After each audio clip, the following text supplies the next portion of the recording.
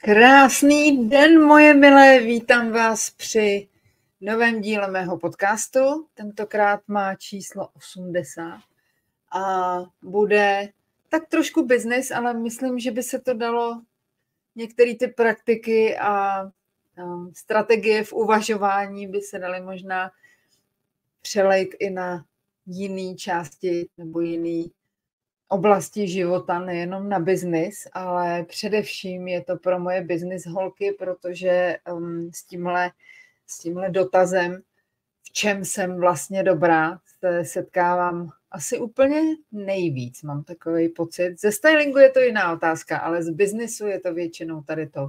Nevím, jaký je moje téma, nevím, v čem jsem dobrá, nevím, v čem můžu podnikat, nevím, jak to mám udělat, nevím, jestli jsem na to dost dobrá, nevím, jestli to dělám správně. A tohle všechno bych chtěla dneska nezbořit, to asi do hlaviček se vám nenarvu, abych to tam mohla všechno posmejčit a uklidit a vymíst a vy byste to měli bez práce, to budete muset asi sami, ale minimálně vám můžu ukázat nějaké cesty nebo způsoby, jak se na celý tady ten dotaz dívat a jak si ho správně zodpovědět. A než se pustíme do práce, tak jednak jsem se vás ani nezeptala, jak se máte. Já jsem teda taky hostitelka, to je neuvěřitelný. Tak jak se máte, to za prvé. A za druhý vám chci říct jenom v rychlosti, jak se mám já. Já jsem právě dopsala newsletter pro vás, a protože tady to vy posloucháte až ve čtvrtek, já to nahrávám v pondělí, tak je tam trošku prodleva, ale každopádně jsem vám psala něco milého od srdce a zmiňovala jsem tam zrovna věc, že jak se blíží konec roku, tak jsem to trošku překotlila a vzpomněla jsem si na svýho tátu, který by mi na to řekl, ostatně jako vždycky měl pravdu. Tak ty se celý rok válíš a na konci roku to chceš strhnout. A má pravdu, protože já jsem, a ty důvody, proč to tak je, tak to všechno najdete v newsletteru. Jestli náhodou neodebíráte můj newsletter, kde mimochodem upozorňuji i na to, že jsou nový díly podcastu, tak budu ráda, když to uděláte. Stačí, když se podíváte na školastylu.cz/mail, M-A-I-L, a tam stačí vyplnit údaje a hned budete u mě ve schránce a já budu ve vaší. Nemyslím poštovní, myslím e-mailový, ale každopádně zůstaneme v kontaktu, tak je to školastylu.cz/mail. A abych se vrátila k tomu mailu a vůbec k tomu, proč jsem jako přehlcená, tak ano, tatínek by měl pravdu, skutečně ne, že bych se úplně válela, ale rozhodně jsem si dávala dost na čas. Já jsem totiž chtěla udělat tenhle rok 3 věci, 3 programy, 3 podpůrné věci pro vás, 3 podání ruky. A každý to podání pomocné ruky je z úplně jiného oboru. A jedno je právě pro moje business holky, to je ten program, ze kterého vám dneska budu citovat, k tomu se hned dostanu. Druhá pomocná ruka je pro všechny moje holky, který milujou módu a nevědí, jestli v ní jsou dobrý a vůbec netuší, že by se tím mohli živit. A přitom je to před nimi jak na stříbrném podnose, takže jsem udělala nový kurz stylingu profi. A tentokrát poprvé v historii bude konečně online, takže myslím, že ulehčím spoustě z vás, kteří museli dojíždět a museli platit další extra peníze za dopravu a za ubytování a za stravování, tak tady to všechno odpadne, takže a ten kurz je i levnější. Takže doufám, že to vás potěší. A ta třetí věc, o který jsem sněla už přibližně rok, tak to je pro poslední skupinu mých žen. Já jsem je v mailu nazvala obyčejný ženy, obyčejný v uvozovkách, protože já to nemám moc ráda, tu negativní konotaci toho slova, jakože je to jenom obyčejný, ale takhle to teda vůbec nemyslím. A nenašla jsem ale žádný jiný, tak jestli v hlavě nějaký máte, prosím, dosaďte si ho tam.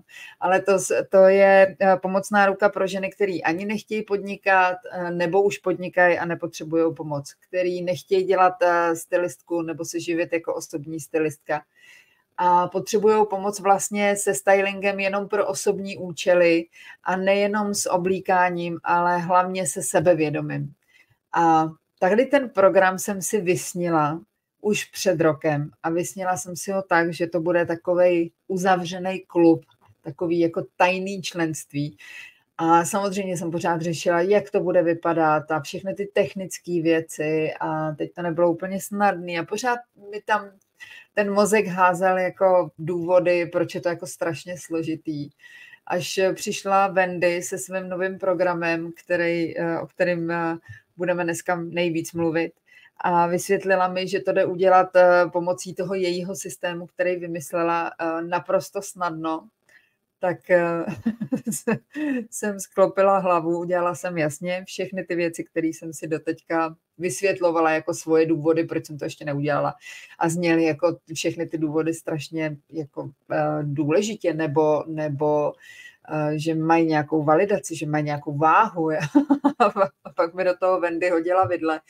Takže jsem to vymyslela a vyrobila a připravila pro všechny ženy, které potřebují pomoc se sebevědomím i se stylem, nejenom oblíkání, ale i se životním stylem.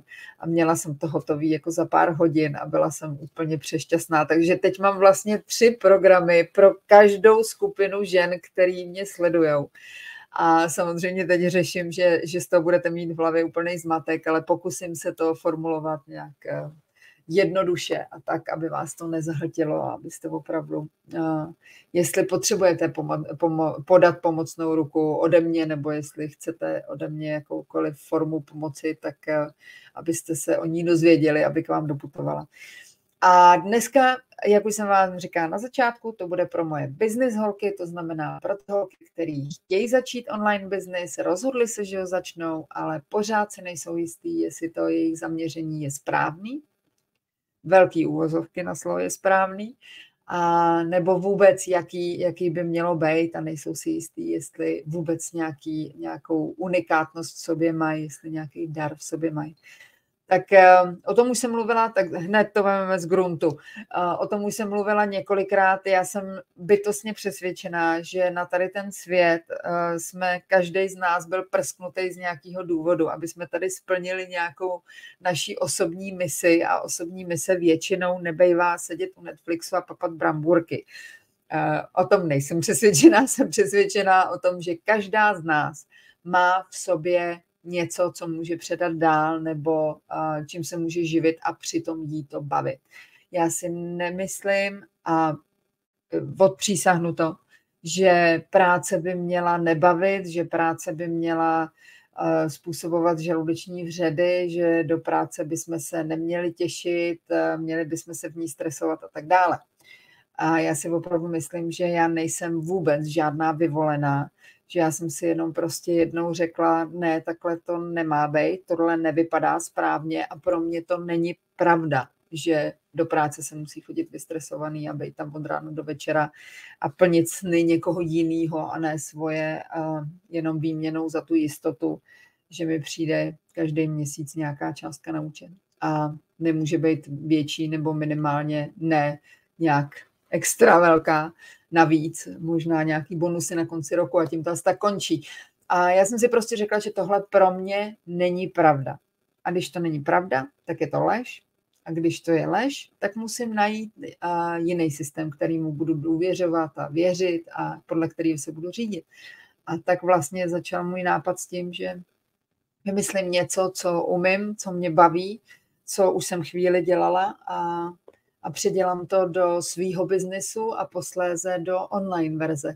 Takže proto vám to budu pořád vtloukat do hlavy, že každá z nás má nějakou unikátnost v sobě a nemusí to nutně znamenat, že musí vynalézt lék na léčbu rakoviny nebo roztroušenou sklerózu musí léčit nebo něco takhle těžkýho, že většinou tady ty záseky v tom, že nejsme schopní nahlas i sami sobě si přiznat, v čem jsme dobrý, pramení z toho pocitu, že to není dost, že na to, aby jsme mohli něco učit, něco předávat, někomu pomáhat, že by to mělo být nějaký opravdu jako smysluplný téma, těžký téma, který skutečně něco řeší, ale ne všichni, jak pořád říkám, ne všichni musíme být Marie Sklodovská kurí, jak říkali holky ve Světácích.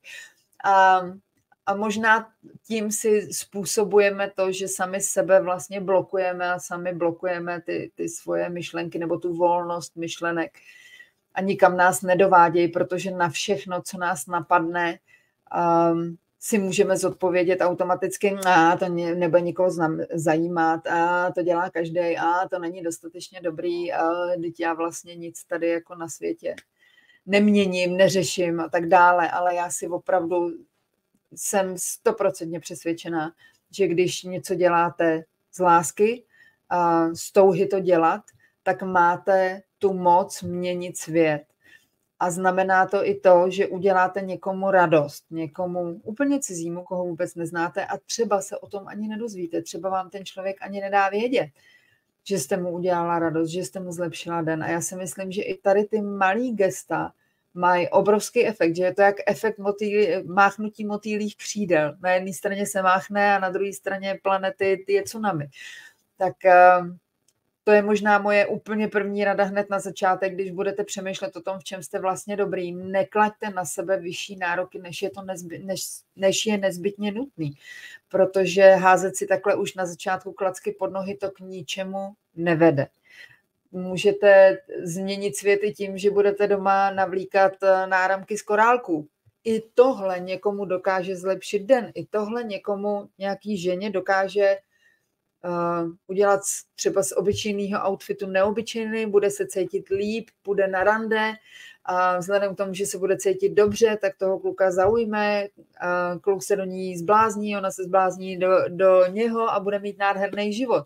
A někde na začátku byly vaše náramky z korálků. A přitom tomu člověku nebo té ženě jste změnili život k lepšímu. Takže neberte to tak strašně vážně. Ta lehkost v tom plynutí těch myšlenek, ta lehkost v tom nazírání na všechny ty věci, které vás baví, které by vás mohly živit, je strašně důležitá. Já všechno to, co vám teď budu vyprávět, nebo část toho, respektive všechno to, co vy teď slyšíte, je část workshopu, který jsem dělala právě pro program pro moje business holky, který se jmenuje Milionový business plán, který pořádám dohromady s mojí mentorkou, business mentorkou Wendy Zajícovou. A já už jsem tam měla minulý týden workshop o tom, jak vlastně najít svoje niche, jak najít v čem jsme dobrý. A poprosila jsem Wendy, jestli bych část z toho workshopu mohla ještě jednou převyprávět pro vás všechny ostatní, abyste se k tomu dostali a mohli s tím taky pracovat, protože mi přijde, že je to dobrý materiál, který by vám mohl pomoct. A jestli se chystáte na dráhu svého podnikání, jestli vás to tam táhne, tak abyste měli nějakou podporu hned na začátku. Tak když o tom budete přemýšlet, o svém niche, o tom, v čem jste dobrá, tak vám prozradím, že budete úplně vyděšený. Právě proto, že si budete myslet, že to není dost dobrý, nebo že vlastně nic neumíte. A budete si připadat, že jste strašně zahltená, že toho vlastně buď umíte úplně všechno, nebo máte pocit, že neumíte úplně vůbec nic. Je to všechno jako strašně, je toho strašně moc. Tak vás chci uklidnit, že to je úplně v pořádku, že tady tím stádiem si skutečně projdete, protože všechno, co je nový, je zahlcující, je zmatečný, hodí vás do toho nerozhodného módu, protože je to něco, co jste ještě nikdy nedělali, co jste ještě nikdy nezažili, ještě jste nikdy nehloubala pořádně sama v sobě a nepřicházela na to, nejenom v čem jste dobrá, ale jak by z toho vašeho, v čem jste dobrá, jak by se to dalo přetransformovat do online světa, do online biznesu, jak byste na tom mohla vydělávat. A to je už jenom při té představě, co všechno bude následovat, tak se cítíte, že jste úplně v pasti, že všechno se to boří, že nevíte vůbec, co se sebou, protože máte, to je zase, ne každý si to uvědomuje, ale ten mozek nás drží v té stálé teplotě a v tom stálém setrvání tam, kde jsme. A jakmile my mu řekneme, hele, pojďme najít nějaký téma, něco, co by nás bavilo a na čem bychom mohli jako vydělávat a na čem bychom mohli postavit pasivní příjem a co by nás bavilo. Pojďme něco jako spolu vymyslet. A mozek udělá, ne, to je strašně práce, protože on na rozdíl od vás, nebo možná vy taky, vidí, co znamená, když se rozhodnete ano, v tomhle jsem dobrá a tohle bude můj předmět podnikání do začátku. Je důležitý slovo do začátku. A ten mozek i vy víte, co vás teďko čeká. Že to rozhodnutí, to definitivní rozhodnutí znamená, že opravdu budete muset začít makat. Že to není jenom se rozhodnout a najednou se to všechno stane a najednou máte pasivní příjem a najednou můžete pracovat odkudkoliv.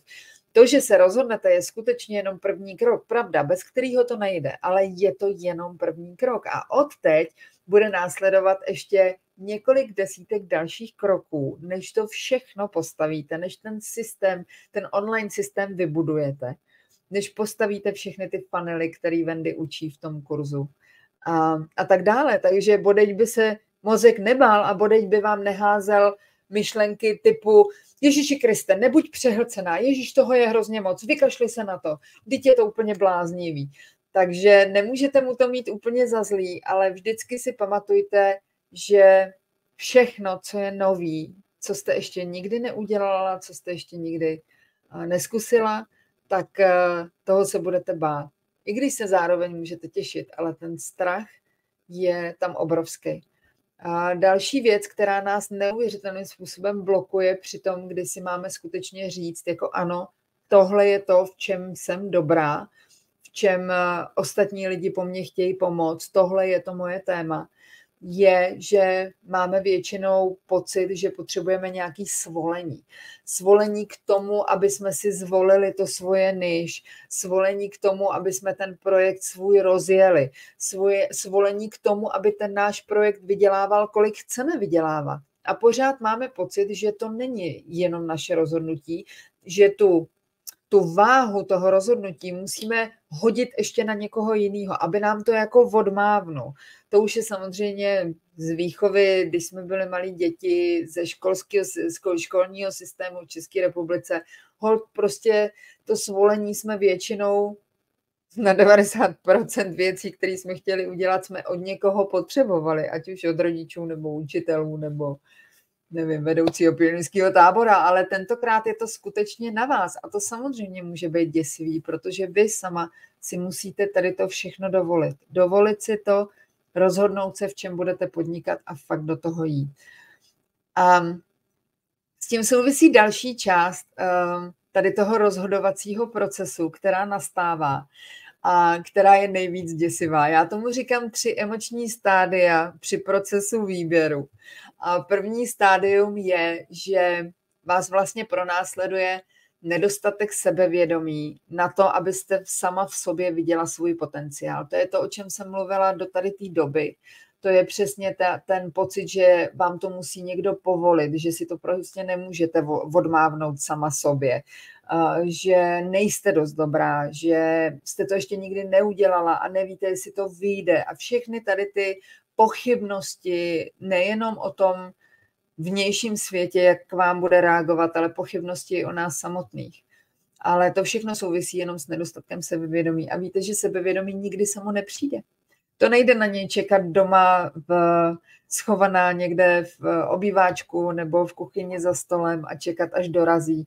Sebevědomí se opravdu musí vybudovat krok za krokem tím, že pořád jdete dopředu, pořád zkoušíte ty nové věci a i když sebou fláknete někde po cestě, tak to je, jak když malé dítě se učí chodit. Taky to nevzdá po tom, co si poprvé sedlo na prdelku, taky se hned škrábe nahoru a chce to zkusit znova.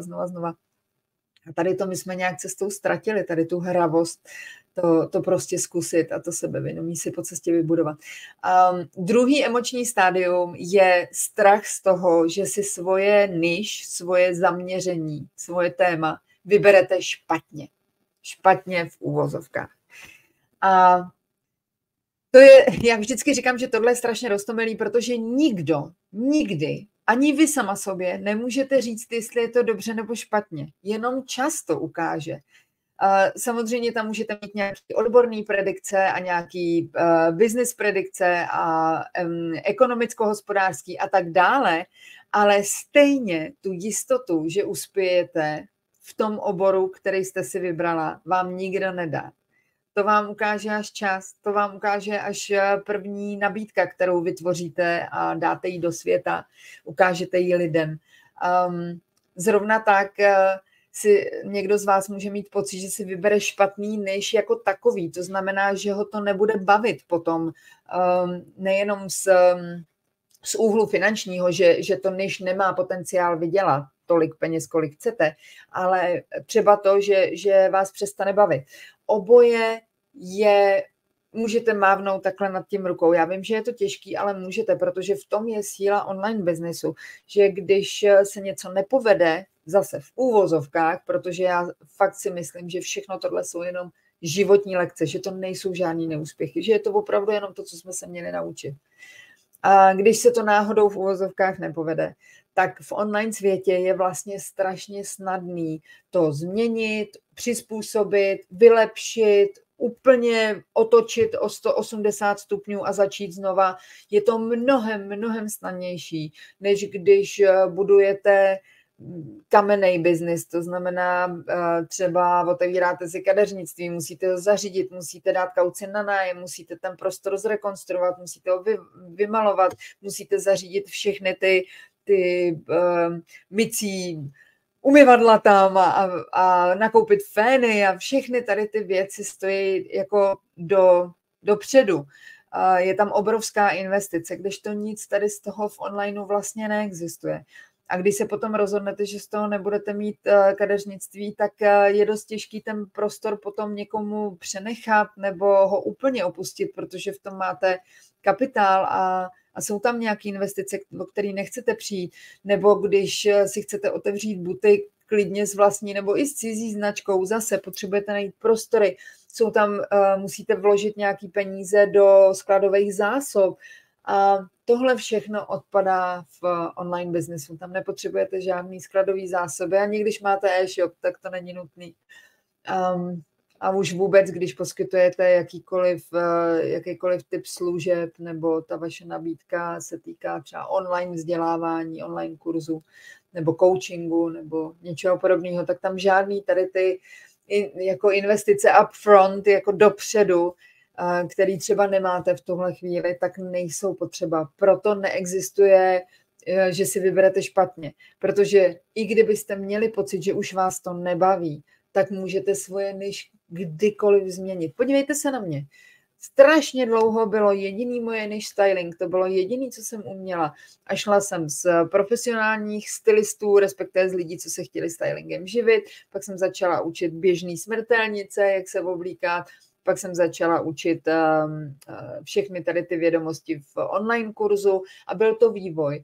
Ale pak mě najednou strašně začal bavit vlastně biznis, stavět se svýma holkama, se svýma ženama, který mi dají tu důvěru a věří mi, že to s nima dokážu udělat, tak stavět jejich biznis, přijít s nima na ten nápad a vystavět celý ten online systém a přijde mi to úplně fantasticky. A jsou to dvě niž, které spolu skutečně vůbec nesouvisejí. Do toho se přidalo to, že mě většina lidí nebo většina žen, který mě sleduje nebo dostávají můj newsletter, tak se mě ptá na otázky nebo žádají pomoc v oblasti zvýšení sebevědomí nebo osobního rozvoje jako takového. A to bylo taky niž, který jsem vůbec neměla, vůbec jsem to nedělala tady to téma. Takže teď mám vlastně 3 různý témata, který obsahuju. Podle mě ty lidi musí být úplně zmatený, ale mě to nesmírně baví. Takže jenom vám chci říct, že žádný špatně vlastně neexistuje. V online biznesu rozhodně ne. A 3. emoční stádium je zjištění, že to, k čemu jste se rozhodla, že budete dělat, už dělá někdo jiný, dělá to mnohem díl než vy a je mnohem dál než vy. A v tu chvíli začne velká většina mých klientek a studentek absolutně panikařit. Co budeme dělat? Mně to tak dlouho trvalo, než jsem si konečně zvolila, co bude to moje téma. A teď jsem zjistila, že to dělá tahle a tehle a ty už to dělají jako úplně na vrcholový úrovni a já jsem úplný zelenáč a začátečník a teď se na mě lidi budou ukazovat a budou se mi smát a blablabla. Tak vás chci jenom utěšit a říct vám jednu věc, která by vám mohla ulevit nebo vašemu mindsetu, vašemu mozku, který vám tam háže různý průpovídky ohledně tady těch 3 emočních stádií. Tak speciálně ohledně té poslední, to, že to dělá někdo jiný, je pro vás úžasná zpráva, protože to znamená, že máte konkurenci a konkurence je dobrá v tom, nejenom v tom, že je to pro vás validace toho, že to, co chcete nabízet, má na trhu místo svoje, že to lidi potřebujou, že je potom poptávka, ale za druhý je tam ještě jedna úžasná věc, kterou vy můžete využít ve svůj prospěch. Když někdo dělá věc, kterou chcete dělat vy, jako myslím zaměření, ne úplně konkrétní věc, ale zaměření a dělá to už mnohem díl a je mnohem dál, tak vy máte šanci podívat se na jeho business model, jak mu to funguje. Ne okopírovat od něj všechny programy. To jsem teda rozhodně nemyslela, ačkoliv já si myslím, že okopírovat stejně nic moc nejde, protože do toho vždycky dáte kus sebe a svoje zkušenosti a svoji mluvu a svoji artikulaci a svoje myšlenky a tak dále. Takže to nikdy není 1:1. Mluvím spíš o tom systému té strategie, jak prodává, kdy prodává, co prodává, jak jsou koncipované ty jeho nabídky, na koho se zaměřuje, ke komu mluví, jakým způsobem, jestli používá fotky, nebo jestli točí videa, nebo jestli natáčí podcasty. Tohle všechno vy můžete zkoumat na tom člověku, který je dál a dělá to díl. Není to nikdy tak, že byste se s ním měli poměřovat a hledat v tom to, že vy jste vlastně méně cenný, že se cítíte jako v porovnání s ním jako žabař. Tohle rozhodně nemyslím. Vždycky si vemte konkurenci, když vás baví, když opravdu dělá to, co byste chtěla dělat vy, tak, jak byste to chtěla dělat vy, tak si ji vemte jako vzor, ze kterého můžete čerpat, který můžete rozpitvat a studovat a zjistit spoustu informací, spoustu marketingových skvělých jako typů, který byste asi jinde úplně nezískali. Tak proto je to dobrá zpráva. A já nechci, aby tady ten díl byl úplně dlouhý, ale zároveň bych vám chtěla dát ještě nějaký konkrétní body, jak na to, jak hledat svoje niž. Tak to vemu jenom v rychlosti. Zkuste se zamyslet nad tím, to je můj nejoblíbenější tip, i když je úplně triviální, ale mě už se tolikrát osvědčil. A vždycky, když jsme zkoušeli s mýma studentkama a klientkama jakýkoliv cvičení, protože cvičení na to, jak najít to, v čem jste dobrá, je spoustu. Ale většinou je to ty nejjednodušší řešení bývají geniální, takže já se držím tady toho. Většinou skončíme u toho, že i když jim z těch cvičení vyjde něco, tak posléze zjistí, že vlastně ta jedna jediná otázka, kterou vám teď řeknu, kterou byste si měli klást, tak ta odpoví všechno. Protože nezáleží moc na tom, co vy si myslíte, v čem jste dobrá, protože zaprvé většinou řeknete v ničem, protože to máte naučený, už to říkáte tolik let, že máte pocit, že je to pravda. A nebo začnete přesně s tou nejistotou, že byste možná tohle, ale nejste si úplně jistý. Tak jestli vás tohle brzdí, tak hoďte tu zodpovědnost na někoho jiného, nebo respektive nemusíte jázet jenom ve svých myšlenkách. A opravdu se zamyslete nad tím, a s jakým tématem nebo co po vás chtějí nejvíc vaši kamarádi, vaši známí, s čím se na vás obracejí. A teď nemyslím to, že vaši kamarádky si nutně potřebují pokecat o tom, jaký je jejich manžel blbec. Jasně, to máme všechny, ale přece jenom nemáte jenom kamarádky, se kterými drbete jako jejich nebo vaše chlapy. A jestli ano, a jestli opravdu se vás ptají na rady ohledně partnerských vztahů nebo ohledně manželství, tak je vaše niž jasný. Ale zkuste si zavzpomínat, nebo na to dávejte pozor, až se potkáte příště. Opravdu věnujte pozornost těm detailním otázkám, těm malým otázkám, které se pořád opakují dokola. Protože to znamená, že někdo vás už bere jako experta v nějaký dané oblasti. To znamená, že to, co si myslíte, že vy umíte úplně levou zadní a myslíte si, že to umějí přece všichni ostatní stejně jako vy, že to není žádný extra nadání, že k tomu nepotřebujete žádný titul, nepotřebujete k tomu studovat vysoké školy a tak dále.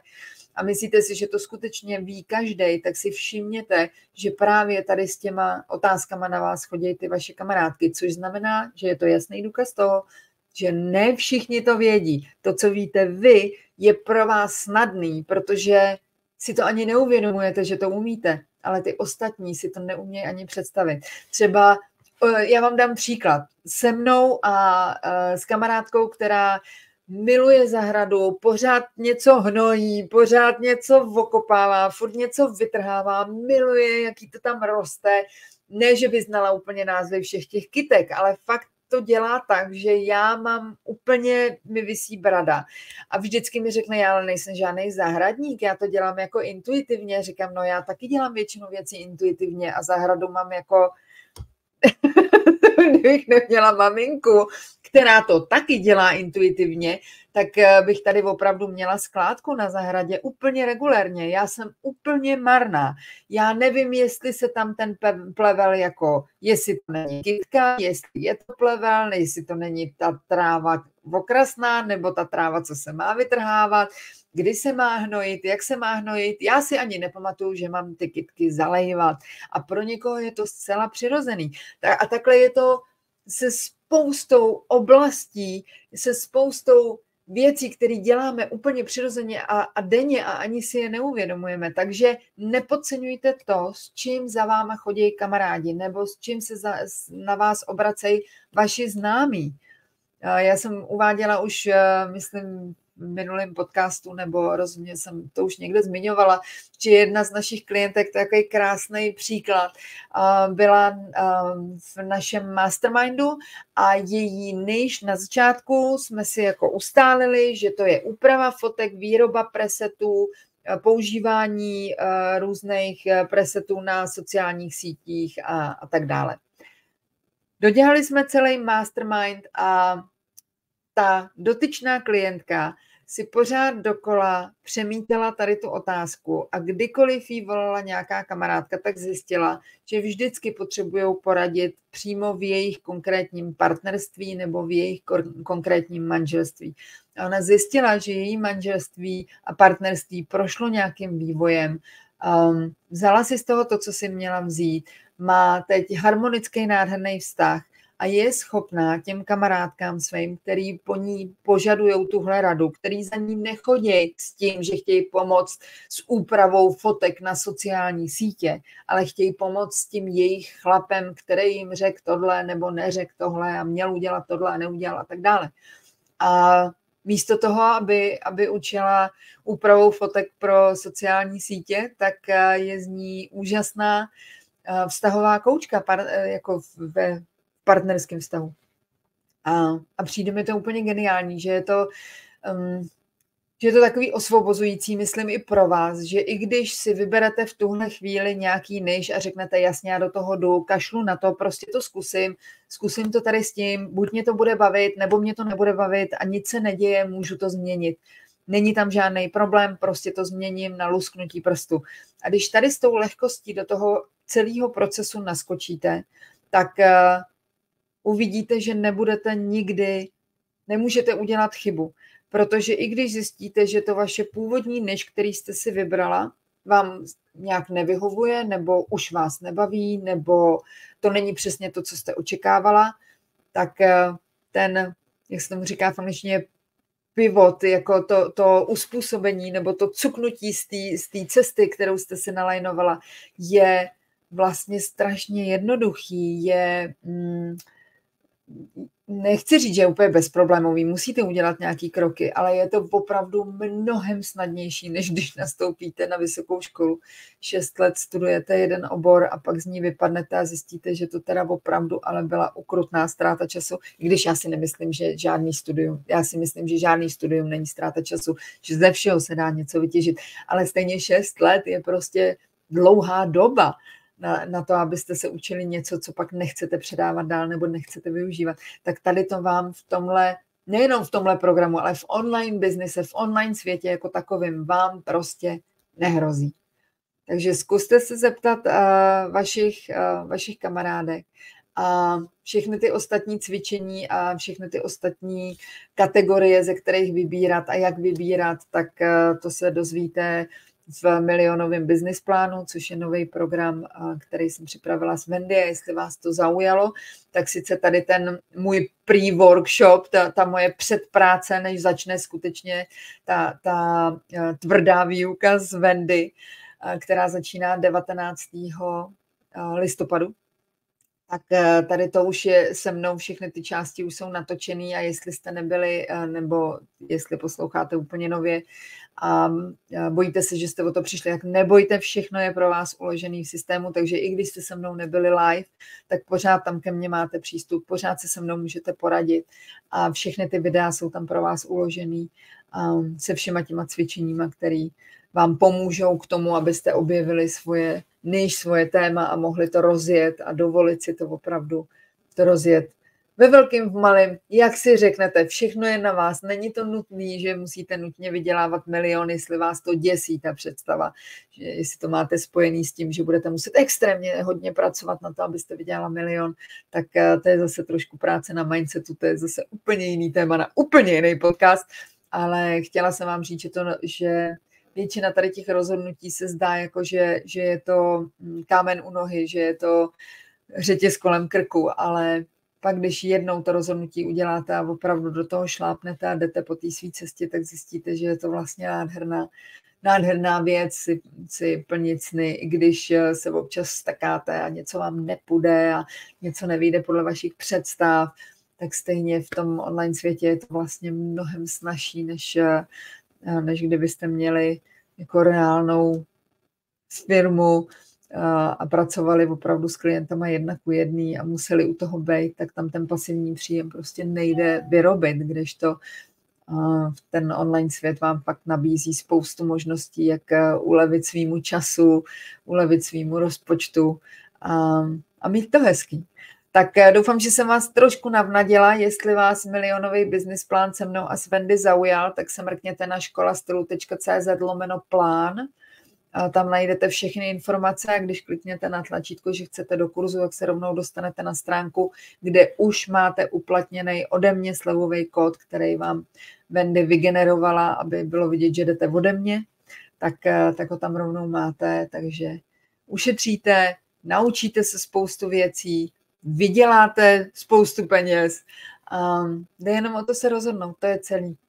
Takže nehledejte cesty nebo nehledejte důvody, proč to nejde, ale hledejte cesty, jak by to jít mohlo. A já se na vás budu těšit v programu ještě jednou školastylu.cz/plán a jestli se neuvidíme tam, tak doufám, že se uvidíme v některém, že jestli nepatříte do té business kategorie, o které jsem mluvila na začátku, tak doufám, že třeba budete patřit do těch zbylých 2 a i pro vás něco budu mít. Tak se mějte zatím nádherně, dávejte na sebe pozor a vašemu tématu, vašemu níž zdar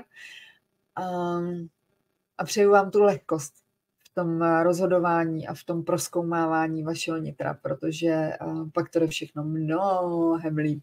Tak se mějte krásně, papa.